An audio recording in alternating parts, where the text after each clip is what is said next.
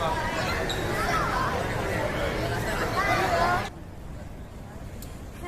now we are at Singapore. We come to travel for 4 days and 3 nights, and it's a very nice place. When you come to Singapore, you need to come to this place. This is called Marina Park. No, it's called Marina Park, and at the back side, it's called Marina Bay Sands.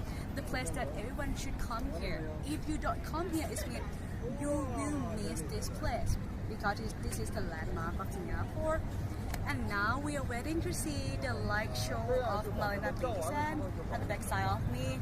And the show time is at 8 p.m. and the second show time is at 9:30 and the last show time is at 10:30. And now I'm really excited to see it. Oh my gosh, I want to see it. And you just take a look at this place. See, so many people come here. Oh my gosh, it's coming, guys, it's coming. See, and the red light. Let's go, let's see.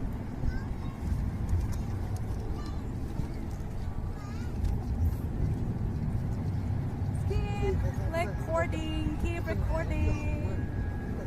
Coming.